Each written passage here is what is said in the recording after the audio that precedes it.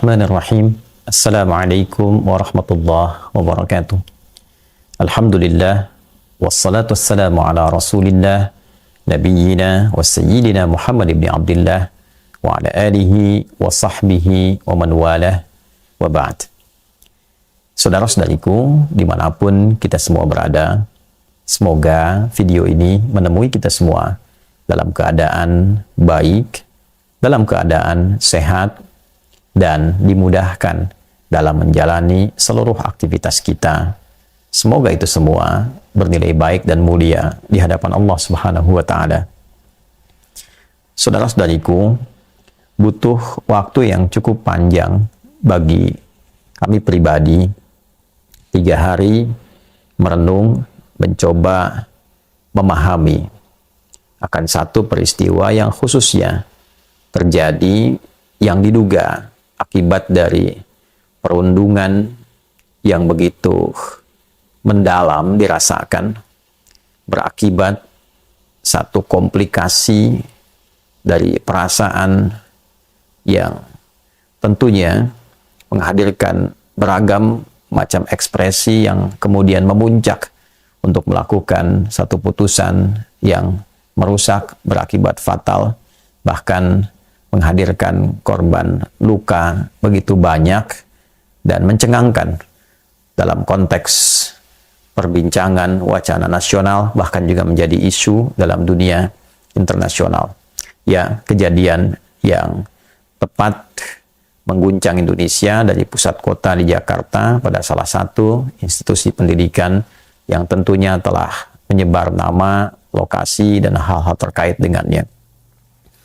Teman-teman, kurang lebih 2 tahun lalu, saat saya berkunjung pada salah satu daerah, ibu kota dari satu provinsi, kepala daerah pejabat sementara pada waktu itu meminta waktu untuk berdiskusi tentang satu keadaan, tentang satu masalah lebih tepatnya yang mendera banyaknya institusi pendidikan di wilayah yang beliau pimpin. Bahkan di satu daerah yang dinilai cukup terluar, tingkat persoalan itu begitu tinggi. Persoalan dimaksud tidak jauh dari bullying, perundungan yang terjadi di beragam tingkat institusi pendidikan pada saat itu. Bukan hanya di tingkat universitas, bahkan di sekolah menengah atas, sekolah menengah pertama, sampai ke tingkat dasar. Dan dalam perjalanannya, bahkan ditemukan dengan skala-skala tertentu sesuai levelnya di taman kanak-kanak. Begitu memprihatinkan, begitu miris, begitu sakit dan sedih kita mendengar dampak dari kasus perundungan ini sampai-sampai harus mengakibatkan adanya korban jiwa yang melompat mengakhiri hidup, yang bertengkar kehilangan nyawa dengan senjata tajam dan sebagainya. Tentu kita berpikir lebih panjang ke depan. Kita membayangkan tentang suasana Indonesia 10 tahun, 20 tahun ke depan, hadirnya pemuda-pemuda hebat, intelektual, terpelajar, mampu mengangkat negeri ini pada kemakmuran, kesejahteraan, kebaikan. Namun bila kita melihat kondisi-kondisi kekinian, nampaknya kita baik sebagai orang tua, sebagai sosok yang lebih dewasa, dan tentunya memanggil sosok-sosok negarawan, kita mesti lebih serius lagi memikirkan bangsa ini, lebih serius lagi memikirkan kehidupan bernegara, bermasyarakat. Dan tentu saja ada 3 bagian di sini yang menurut kami mesti berperan. Di video ini saya tidak hanya mengajak, tapi juga berupaya mengawali dari diri pribadi dan keluarga, bahwa 3 faktor akan sangat menentukan dan begitu penting dalam mendidik anak-anak kita untuk menjadi generasi penerus bangsa yang baik, yang bernilai emas, bukan melahirkan cemas. Yang pertama tentu kita mulai dengan diri kita pribadi sebagai orang tua. Saya, Anda, kita semua. Kebanyakan kasus-kasus yang terjadi di sekolah diakibatkan pada mulanya kurangnya perhatian, kurangnya pengawasan, kurangnya pendekatan dari sisi keluarga, orang tua, Sehingga dengan itu, anak-anak mencoba mengekspresikan kehilangan mereka, mengekspresikan tuntutan-tuntutan perhatian mereka di tempat yang berbeda. Dan sayangnya, itu dilakukan dalam satu institusi pendidikan di mana mereka belajar, di mana mereka menempuh satu jalan untuk meniti bagian-bagian sifat intelektual mereka di masa depan dan terganggu dengan keadaan itu. Tentu saja faktornya bisa banyak, karena kesibukan anak bisa mengakses apa saja, bisa melihat apa saja, bisa bermain apa saja, tidak terkonfirmasi ulang keberadaan mereka dengan kesibukan orang tua. Ayah boleh sibuk, tapi ibu juga mesti terkoneksi. Ibu boleh sibuk, tapi ayah juga mesti terkoneksi. Mesti ada bagian diri kita yang bertanggung jawab untuk bisa menjaga anak-anak kita sebelum kita melepaskan mereka ke tempat yang lebih luas. Saya kira penting di sini saya juga bermohon, baik pada pribadi dan kita semua, untuk berpikir sekali lagi bahwa 10 tahun ke depan, 20 tahun ke depan, bagi yang anak-anak kita masih SD mungkin, masih TK mungkin, mereka yang akan menjalani hidup. Mereka yang akan menjalani kehidupan berbangsa, bernegara, bermasyarakat, menjadi sesuatu.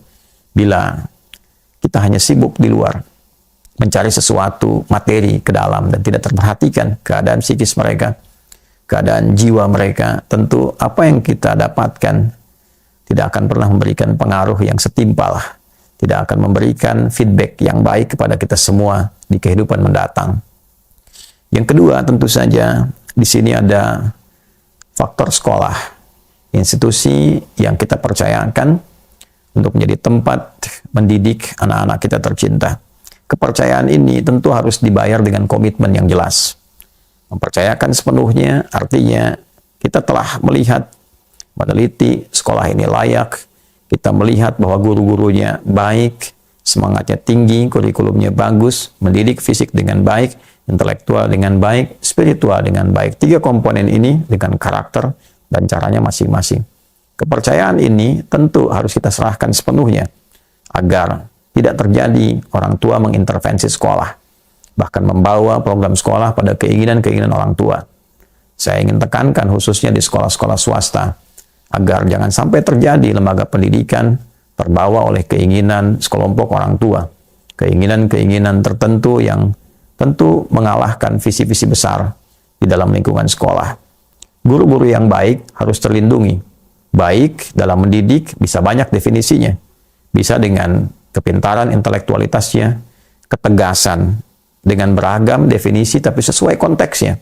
Bila memang tidak menyakiti anak secara berlebihan, atau memang tindakan yang harus diambil karena anak itu memang harus mendapatkan satu ketegasan yang setimpal dengan perilakunya. Walaupun di rumah tidak mendapatkan itu, boleh jadi karena ayah ibunya tidak mengerti di level mana anak itu berbuat kesalahan. Bagaimana cara menertibkan anak itu? Jika kemudian kesalahan itu dididik dengan tegas, tapi kemudian dibela oleh orang tua dengan cara yang salah, maka melahirkan konsekuensi yang tidak baik pula. Tentu saja sekolah bukan tempat titipan.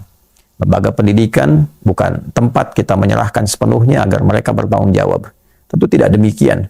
Yang bertanggung jawab kita sebagai orang tua. Tapi sekolah, guru-guru mengambil tanggung jawab itu untuk membantu kita mendidik anak-anak lebih baik.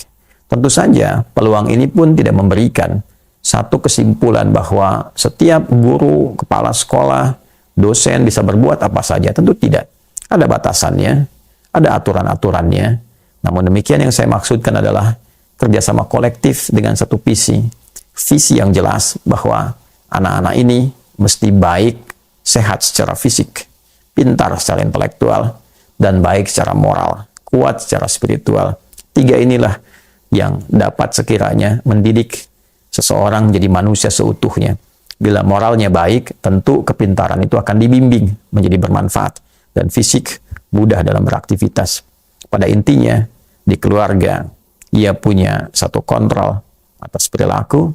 Di dalam sekolah, sekolah juga punya sistem yang mengontrol anak dalam keadaan yang baik, dan tentu 2 ini harus saling beriringan. Apa yang didapatkan di sekolah, dicek kembali di rumah. Kami mengalami masa-masa itu. Kita saat kecil pulang dari sekolah, ibu bertanya kembali. Ayah semasa hidupnya juga mengecek kembali, memantau, melihat. Bila kami pulang dalam keadaan kesal, ibu memeluk dengan penuh kasih sayang, menenangkan, mengembalikan emosi dalam keadaan semula. Demikian memastikan apa yang akan dipelajari besok sudah siap, malam disiapkan, TV pada maghrib dimatikan, untuk mengaji, untuk mempersiapkan besok PR-PR dikerjakan, sehingga kontrol di rumah senafas dengan program yang berlangsung di sekolah. Demikian sebaliknya. Nah, saya kira hal-hal semacam ini penting dibangun kesadaran bagi kita semua. Setidaknya kita berpikir untuk diri kita dulu bahwa ini akan meneruskan perjuangan kita ke depan. Mereka akan mengalami kehidupan di masa datang dengan lebih serius, lebih nyata. Yang ketiga, tentu elemen pemerintah. Dalam hal ini, kementerian terkait, dalam hal ini institusi terkait, baik dari pusat sampai dengan ke daerah. Tidak bisa kita menata sistem pendidikan ini menjadi formalitas lagi, seremonial lagi. Harus lebih serius, terintegrasi dengan kementerian-kementerian lain. Bila memang ada tayangan-tayangan yang tidak pantas, saya kira Komdigi harus lebih tegas lagi. Bukan hanya membatasi, tapi mungkin mengeluarkan aturan yang melarang hal-hal tertentu yang berdampak sangat tidak baik bagi kehidupan masyarakat, generasi muda khususnya, anak-anak bahkan, ya, untuk diselesaikan, ditutup, bukan hanya dibatasi. Dan itu yang terjadi di negara-negara yang saat ini kita katakan maju. Algoritma TikTok yang kita sebut di luar. Bagaimana Tiongkok membuatnya? Bagaimana program itu didesain? Program yang penuh dengan nilai edukasi, motivasi, tiba-tiba berubah jadi sesuatu yang sangat aneh, berkembang di dunia luar, terlebih bahkan di kita, di Indonesia ini. Anak-anak TK bisa berjoget, anak-anak SD bisa berekspresi yang tidak sesuai dengan karakternya, dan seterusnya, dan seterusnya. Rasa-rasanya kita mesti berpikir kembali, rasa-rasanya kementerian bisa mengambil tanggung jawab dengan lebih tegas lagi pada aspek-aspek dimaksud, ya, sehingga jika kita berharap ke depan dengan semua rasa pertimbangan kenegarawanan, ingin Indonesia maju, ingin Indonesia emas, maka tentu yang harus diperhatikan generasi-generasi mudanya. Betul, makan bergizi gratis untuk fisik, ya. Tapi kualitas pendidikan secara intelektual juga mutunya mesti tingkatkan sesuai dengan kebutuhan kini, terus, dan masa depan. Tapi juga ada satu hal yang tidak boleh kalah dalam perhatian, yaitu pendidikan spiritual. Saat moral mulai terganggu, saat kehidupan orang-orang dewasa saat ini bisa terasakan, bandingkan dengan 5 tahun ke belakang, apalagi 10 tahun ke belakang, apatah 20 tahun ke belakang, bagaimana kondisi perilaku manusianya, moralnya. Sekarang rasanya jauh bila akan dibandingkan. Tapi tentunya sekali lagi bahwa spiritual adalah kuncinya. Mudah-mudahan jika ini bisa kita dalami dengan baik, sosialisasi, melibatkan secara kolektif, terintegrasi. Kami mohon diperkuat lagi, Bapak Ibu sekalian, pemangku jabatan, pendidikan agama di sekolah, mohon diperkuat. Silahkan sesuai dengan keyakinan masing-masing.